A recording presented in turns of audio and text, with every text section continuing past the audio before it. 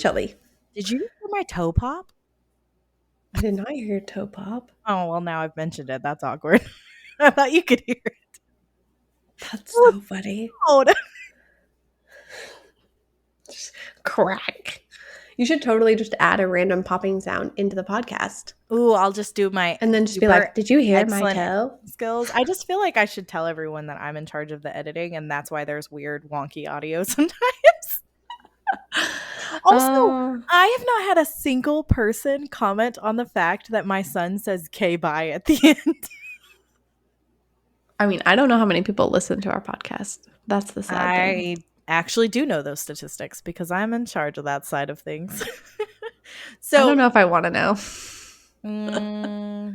It's kind of fun. I'm still working with like the ads and stuff. So like one day we'll be professional podcasters, but not really. Professional podcasters. Is that going to be our theme song? I don't know. Professional parenting. I'm losing it. It's nearly the end of nap time. Like that pop and pee. Professional parenting podcasters. It's nearing the end of nap time. We got a crazy morning around here. There's a crazy toddler. There's a crazy dog. The dog is important on the house. Today. The dog is important for today. Working on the house. You and I have said the same thing. We twice now. Repeating. It's fine. We're all here. We're all stable. There is a live chicken living inside my home right now because the other chickens rejected her and she was attacked. And so I suddenly became a livestock vet, fixed her. She is now healing, but we can't introduce her for like another week because she smells funny, apparently. And they're going to attack her. I don't know if you knew that I rescued like 7 chickens. Oh, I knew. I'm just wondering why you wanted to talk about my dog when you have a chicken in your house. Well, I wanted to talk about National Pet Week, Pet Appreciation Week. So you have a dog. Fair. I have a lot of chickens that I don't know how to count right now. We did lose some chickens to our not pet, which is a very scary raccoon that is bigger than my cat, which my cat is 20 pounds. So the fact that the raccoon is twice the size of my cat, it's very concerning. And it did take out a few chickens, so rest in peace. But I'm so sorry. You're making the funniest face. I did want to talk though, because I feel like you were a pet mom for a really long time. Like, how long have you had Brady? We got him in January of 2016. So almost as old as he is. He was 9 months old, and he's 8 years old. Okay, so like 7.5, 8 years. Yeah, and I've had my cat since the same. I got her in. You might have had her a few months longer earlier. Yeah, I got her in like 2015, I think, right after I graduated college. But I mean, like, I went hard. Like, you did. You jumped. He had an Instagram account. Yeah, my cat has just kind of been like a bad taste in your mouth you can't get rid of sometimes. we were like wearing matching outfits at one point. Like, he had cute bandanas that matched the headbands in my hair. I mean, you were a good dog mom. A good dog mom. We took him. We take him everywhere. I almost said that past tense, but we take him everywhere. He is our pride and joy. That is our beloved fur baby. Yeah, that has not changed with having a toddler. How do you feel like dog momming prepared you for regular momming? Not at all. Not at all? But like, you had to get used to cleaning up like bodily fluids. Okay. Did that prepare you? No, because he's house trained. Arguably much more house trained than the toddler. Was he always house trained? Yeah, I mean, he pretty much came to us house trained. Oh, dang it. I mean, he's had like 2 instances in his life where he had an accident. You had to deal with the weird water vomit thing. Did that prepare you? He was a little bit nervous when we first adopted him from the shelter, and he would drink water until he threw up. Yeah. So, I mean, that is what babies do with bottles. Like, they just drink all the milk, and then they spit up. Not So, my like, baby.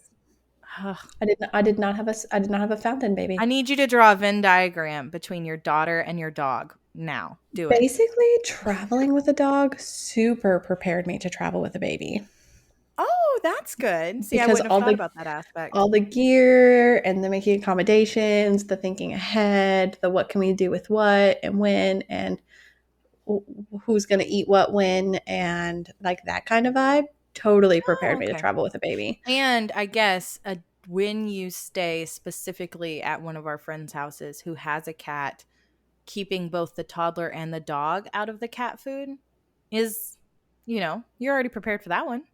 Yeah, I mean we do not allow toxic substances within reach of the dog or the baby. So that would be in the middle of the Venn diagram, you know? So, yeah, Poison Um Control's phone number. You already had it. Go team. using sound machines on the 4th of July. That's also a crossover. There you Boop go. boop. Being prepared to not sleep if there's an overnight thunderstorm, you know? The sames. Sames. Same Um, straight across. totally prepared. Never See, I getting to feel walk at the speed I want to walk. There's actually a lot of correlation if you think about it. I want you to keep going. This is great. This is a good Venn diagram. Having to eat on the patios of restaurants instead of inside the restaurant. Having to guard your plate. And Oh, even though your dog is really good about not like stealing food, my cat except was for the not good at one that. breakfast burrito. In his entire life, he has only like taken something off of a plate and eaten it. It was in my entire breakfast burrito, like just once in Hey, 8 years. go hard or go home. I That's think he the might have whole, regretted it. Like, I think it probably gave him a stomach ache because, I mean, it was yeah. just the whole burrito just straight up gone. Do you remember when my Having cat took emergency all of numbers on the the fridge. We had to add a few numbers when the toddler came along, but having emergency numbers on the fridge, been there for 8 years. You know, This is a I really feel good like there's list. more correlations than I thought. Those weird little booties that you put on them when it snows. Hating people who knock on your door when you aren't expecting them. Oh It's man, it's it's, it's we the had same. some unclassified religious individuals who came to our door on Monday morning at an ungodly hour, pun intended. And I was just like, please don't knock on my door. Please don't. No, go away. I feel like I needed one of those baby signs out again. Like, I'm just going to fake the baby sign from now on. Like, there is a baby sleeping at all times, forever in my house. Go away. Okay, so I'm going to disclose one of my secrets Oh, no. um, on the podcast for everyone to hear. For years, whenever someone rings our doorbell or knocks on our door, I pretend that Brady is a rabid dog. And I'm Yes. literally like holding him back by the collar and like also using my arm to shake a little bit. Like I'm really struggling to hold him back because he is No. so friendly. He is not a guard dog. He's And being like, friendly. like trying to act like I've got my hands full. I'm trying to keep you safe. You better get off my porch. Like, like that kind of vibe. You need to back I up, now sir. do the Please leave. same thing with the toddler. Yeah, there you go. So now I'm like standing there, like trying to hold the toddler and be like, I need to shut this door. She's going to try to run out. And with the dog also, like, trust me, it's better for everyone if I just shut this door right now. Like that is, I love the, the fake arm movement to make it look it's, like he's jerking. it's a whole See, routine now. And it's like, I mean, I could probably get Oscar nominated for some of these performances. See, I had the opposite problem. I had to assure people that my cat would not assault them because homegirl got put on the dangerous pets list at my apartment in Nashville because she attacked a maintenance man. So then I had to be present for all maintenance things. And I thought that was pretty funny. So, speaking of my cat, I saw, I love technology because you get that like last year, a year ago, it's like the Oh, I and live for which time hops. I don't even think they're called time hops anymore. But I I love know. time hops so They much. all have different ones. Like one of them is like on this day and one was like, May of whatever. And I always think of, here's what you missed on Glee. That's the vibe though. It really is. But I got an alert on my phone that this week is the anniversary of my cat moving herself out of my home to avoid my children. And I like, she turned 13 in April, and like I And keep just having, got done. yeah, like, so she was, yeah, so I didn't realize, I keep thinking like she's been outside forever and ever and ever, because she really is thriving in a way that none of us expected. And she has not lost any weight. She has not, like, none of her health has changed, which is interesting because ideally I think the vet wanted her health to change a little bit once she was outside. Well, some extra exercise, maybe We a might, little food scarcity might have improved her overall yeah, physique. we I might we would might love need to to. post a picture of her so people know what she looks I like. think the most iconic photo of her is the one I'm actually in. Yeah. So if I can find it, I'll post it. It's from 5 years ago, and it's like I'm picking up a furry bowling ball with legs, because Yeah. that is who Jinx is at her core. I will never She forget is fat the and first sassy. I will never forget the first night that me, her, and my husband were all in the same bed, and I woke up in the middle of the night to her laying on his face, just attempting to murder him. Trying to smother him. She was She was done. she's the definition of throw your weight around. Yeah, she was like, I'm done with you. But it is So really what you're interesting trying to because, say is she moved out of the house when your son got bigger than her. yeah, she kind of did. And so, well, actually, I don't even know that my 2-year-old is bigger than her. Well, but but yeah, no, I mean, so it's so interesting because she made it through all of Rory attending high school. So, like, Rory had just graduated high school like 2 weeks before this last year. And my stepson was almost 5 years old, and Jinx had survived all the tail pulling and learning how to be around a pet. And then my son turns a year old and starts walking, and she's she's just like, like, nope, I'm nah, done. I'm out. Third time's the try. Like, that's it, we're done. I know um what's coming, and for the sake of us all, I'm leaving.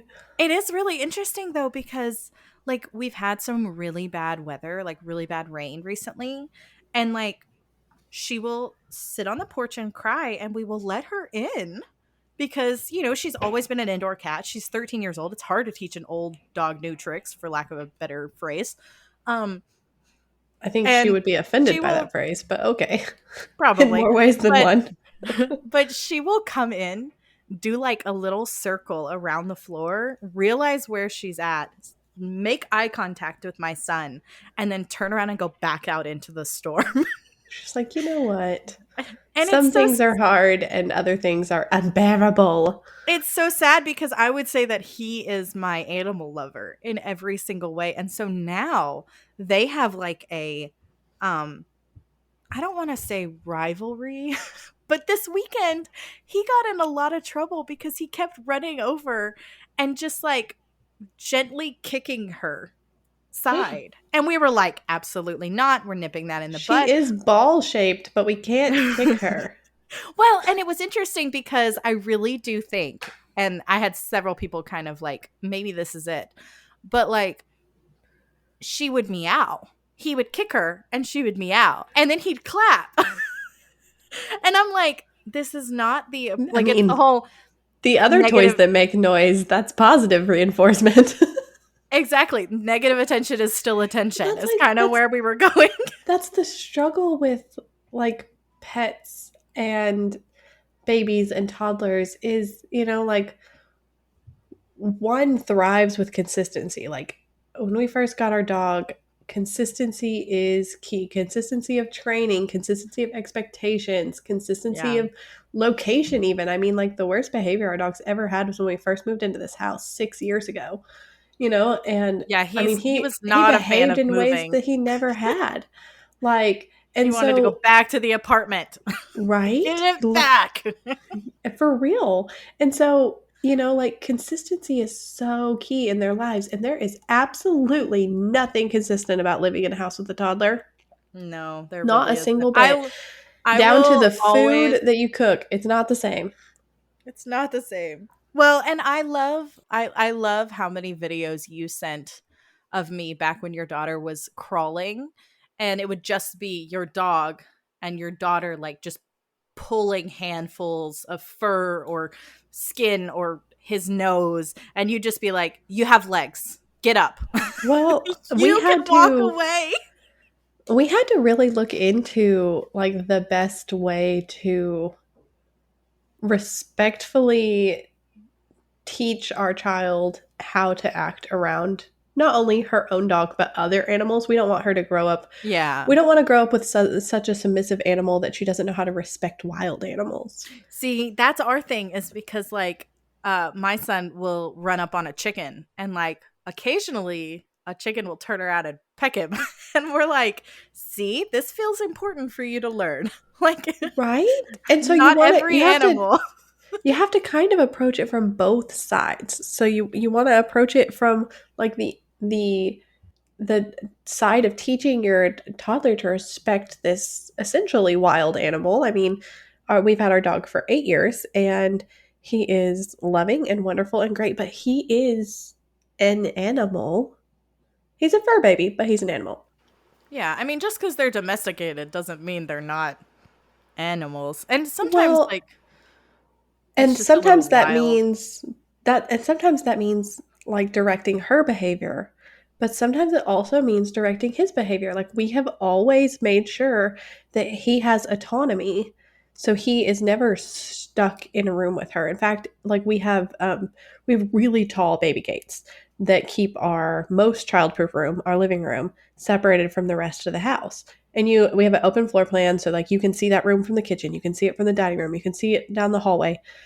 And so she spends a lot of time in there. There's toys in there, but her and him have never been in that room with both gates closed.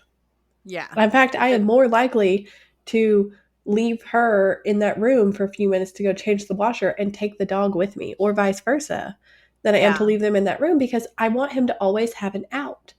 I want him to Yeah. always feel like he has the autonomy. Now, he is a lover to his core, Yeah, he is. and there is not a fight and flight in that sweet boy's body. Which we should have So, known about 2 years ago when my cat tried to kill him and he still was like, "Hello?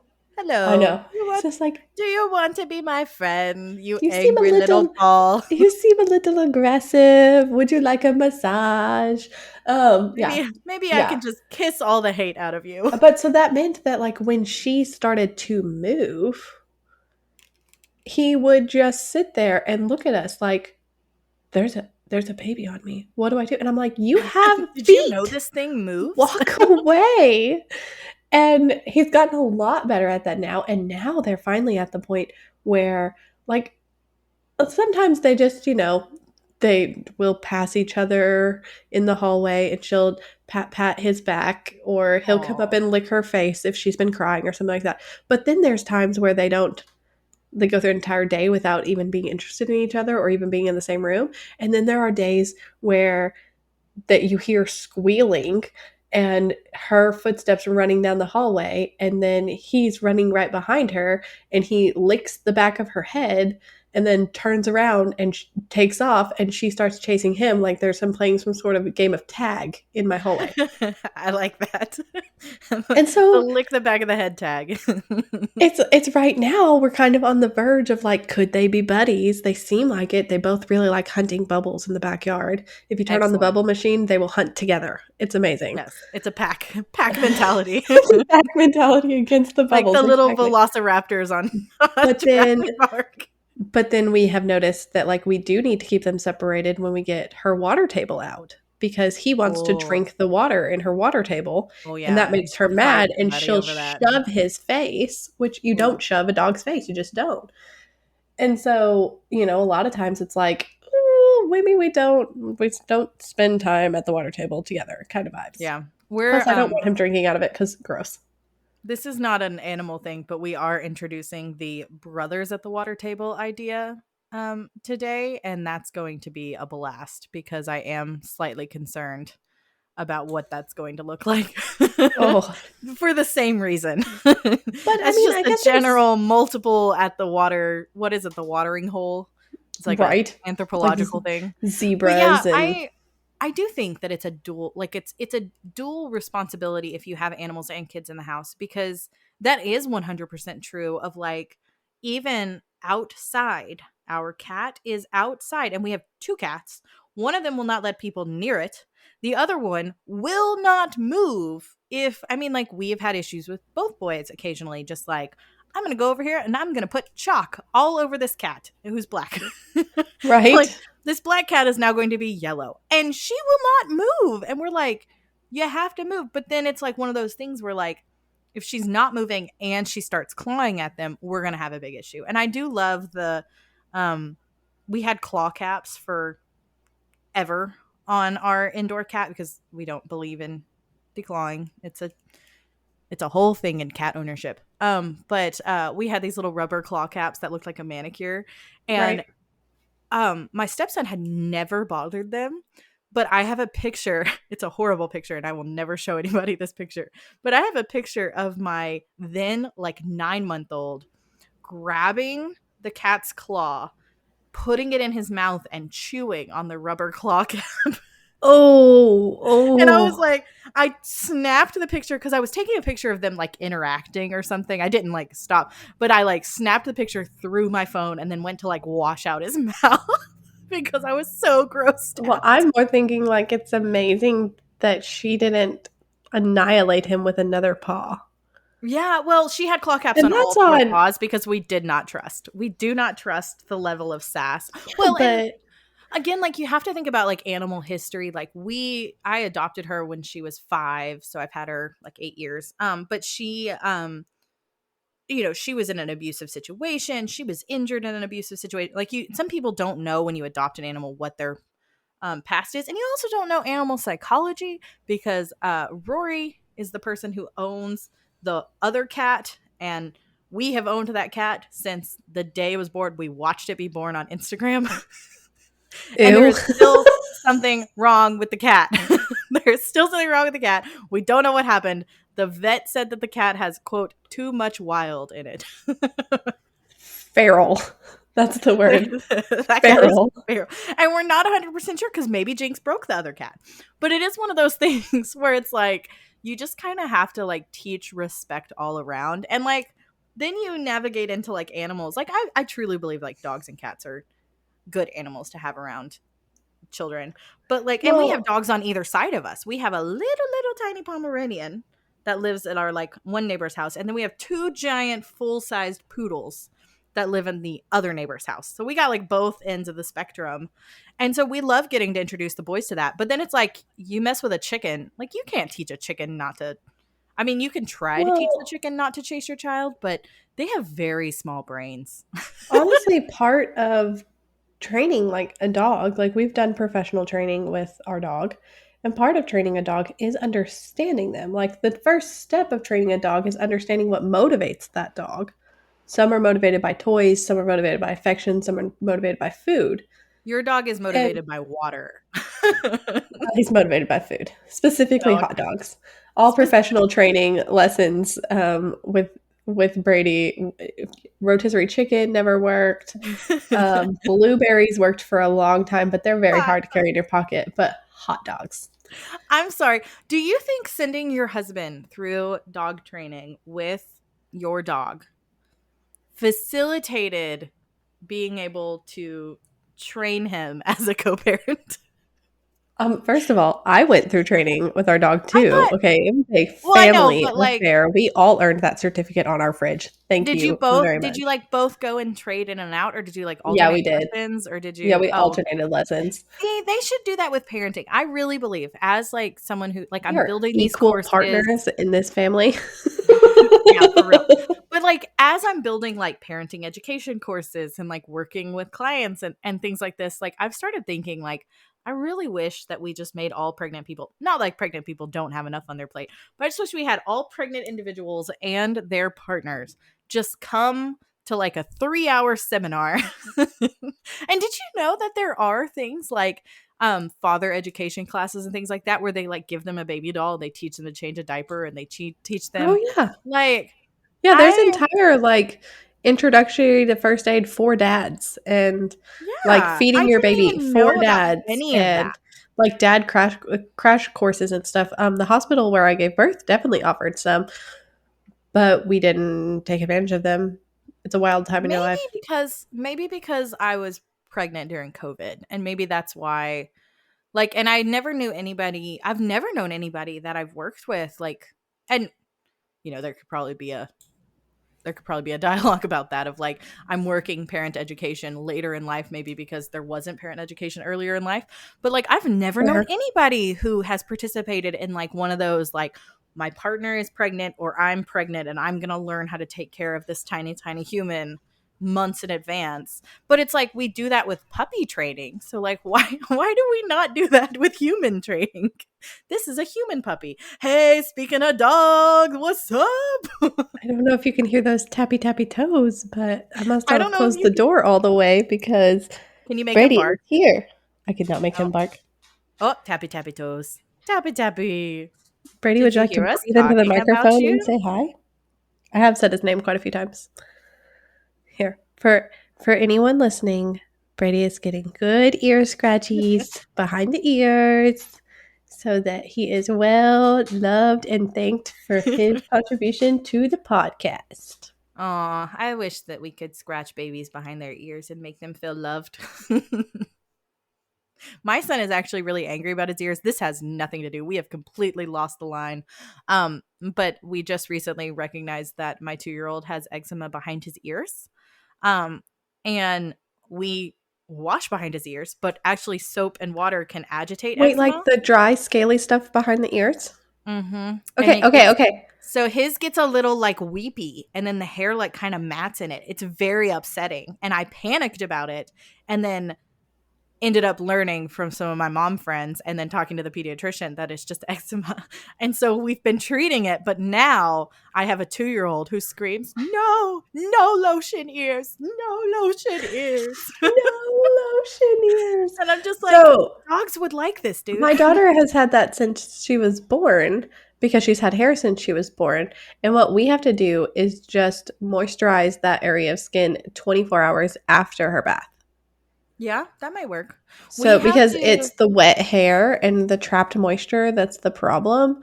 And so we tried drying her hair. We tried moisturizing it as soon as possible. We tried combing her hair back from that spot, or even like I know it was bad for her, but like we even tried like keeping her wet hair far away from it.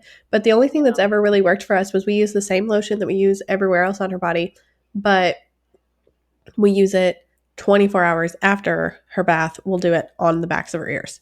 And it has cleared it right up. We have to do it every day because it was, so his hair doesn't really touch the top of his ears.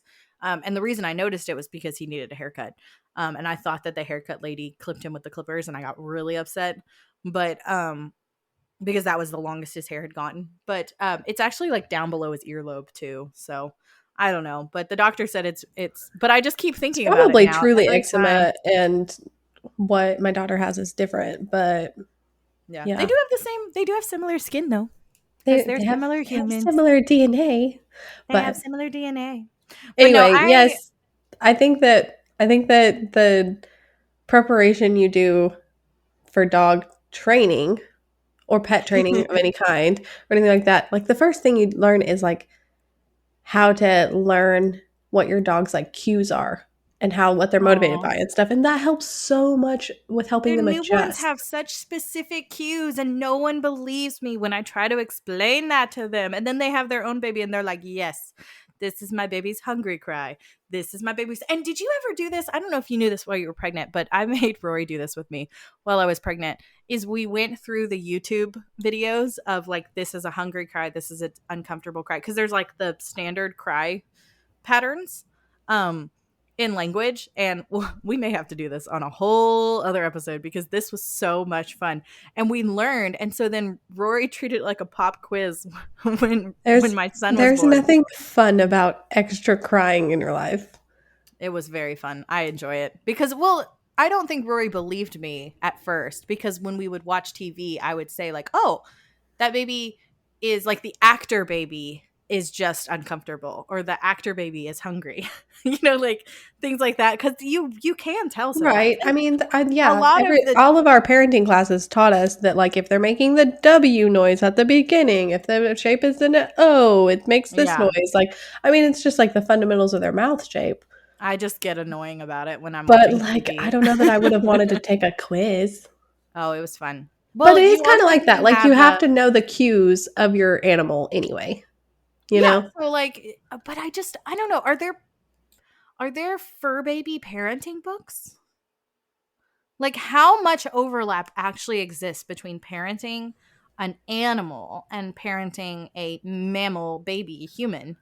Because, like, I don't know, but I there's don't know. tons of books on how to introduce your baby and how to prepare your dog for bringing your child home and I don't know. I just how feel like this to. could be such a fascinating. I don't know. I get stuck in these deep dives because this is all I ever do all day long is take care of tiny humans and learn how to teach other people to take care of tiny humans.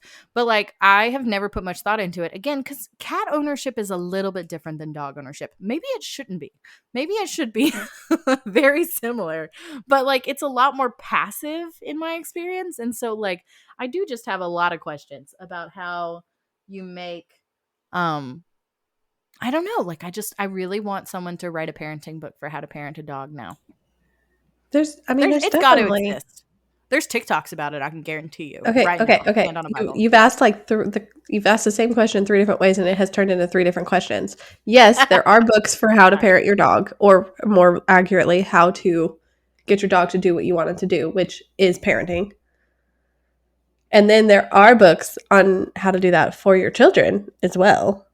And Yeah. then there is a third option, which is a book and a course and post and TikToks and all sorts of things on how to help aid in combining your household pets with your mini humans and how to make that adjustment. So for Pet Appreciation Week, we are appreciating the fact that we should also be parenting our pets. I mean, if you say parenting, it sounds silly, but if you break it Well, but down it's into what you training. actually That's all. do with your pets, you have to anticipate and meet their needs. You have to have expectations for them. You have to have responsibility for them and take care of them. You have to take them to the doctor when they're sick. I mean, how many, like, I don't want people coming at me, but there's, besides emotional well being and developing emotional intelligence, how much difference is there between a There baby isn't. and a well cared for That's what I'm animal? telling you about. This is why this is such a weird rabbit hole for me, is because I would have never thought about this until like, a couple weeks ago when I was like, I wonder how people feel about being a dog mom versus a human mom. But it's like, I think There's a I lot don't more know. sleep when you're a dog mom. Maybe, unless you have a puppy that has like significant illness or something. Yeah, but they're puppies for like weeks. They're not puppies for years. Because, I mean, the general rule of thumb for like house training a pet is however many months old they are after like 3 or 4 months or whatever, that's how many hours they can go without going to the bathroom. Like, that's Oh. how like, much their bladder can hold. So once your pet reaches 6 months old, they're sleeping through the night so that Yeah. you get to sleep through the night. And like, I have a 17-month-old who still sometimes doesn't sleep through the night. Yeah. I mean, I'm right there with you with the 2-year-old. That's super fast. Okay, I'm so sorry that I've just deep dived your brain on this because This this it's just topic this fun. topic has layers, apparently. Well, and Layers. also just like then, I like that you were like, nobody come at me about the fact that you're essentially parenting parenting a animal, but I'm sitting here thinking of like, does that also mean that we're training humans? Because you are. Parenting is training a human to be in society. So Yeah. I like, mean, that's exactly what it is. so I don't know. I've just totally lost the line. So you're a good dog mom. The I'll the let you go. the plot is gone. It's Oh, like the on plot. it's like on A Bug's Life. It's like we've lost the line. I love that movie so much. I do too. I really want to introduce my kids to it, but neither of them like bugs. Maybe they would after they watched it. I did really want to introduce the boys to Chicken Run. And then I went back and reviewed it. This is something all parents should do. You should review movies from your has childhood. A parent's guide for that. Oh, they do have the parent's guide. Why didn't I use that? I went through and watched Chicken Run by yourself with all the ample amounts of free time you have. Oh, it took me 5 days. It took me 5 days to try to get through Chicken Run. And at the end I was like, this was not worth it because the boys are not emotionally ready to handle this. Oh, but the dogs might be. The dogs are ready. I bet you anything the actual chickens, especially Poulette, who is living in our home right now. I think I mentioned her at the beginning of this episode. I think you did too. Poor little Poulette is not quite ready to go and live with the elder chickens, and thus is living in my winter clothes tote. Winter clothes tote. Yeah, my winter clothes got bumped to a cardboard box because Poulette is not allowed to live in a cardboard box because Poulette is very motivated to run away. Well, as long as you understand what motivates your child. Yeah. Poulette's primary motivation is to see how loud. I took a really cute video of the boys last night pretending to sleep on a pillow in the living room. And you can't appreciate how cute their little fake snoring sounds are because all you hear in the background is a tiny, tiny chicken just shrieking. And I was like, excellent. This is wonderful. Thank you for this, childhood, children. Memories forever. All of the infants that live in my house. Well, there you go. I don't even know how to. We're just gonna wrap this up. We're just gonna say you're a good mom, whether or not you're parenting a human baby or a hedgehog baby or a cat baby or a chicken baby or a dog baby or what are other things people have for pets? Fish, snakes. And turtle. Ooh, snakes. You're a good mom even for parenting a snake. Don't let the snake eat you, okay? If it lays down next to you, it's measuring you to see. I had a friend who had a snake, and his snake kept laying down next to him and stretching out, and then he took it to the vet, and the vet said it was trying to figure out if he was big enough to eat it. Well, on the heels of that PSA, don't let your snake lay down next to you. This is incredibly important news. And remind your dogs they have feet. Remind your dogs they have feet and can walk away. And don't let your children kick your cat, even if it's kind of funny that she growls at them. Good luck, everyone. May the odds be ever in your favor. You're a good mom. You're also a very good mom to your dog. I am not that great of a mom to my chickens and my cats, but I'm you are too. You're a good mom to all of the living beings in your house. Fingers crossed for a goat next year. Okay, bye. Bye.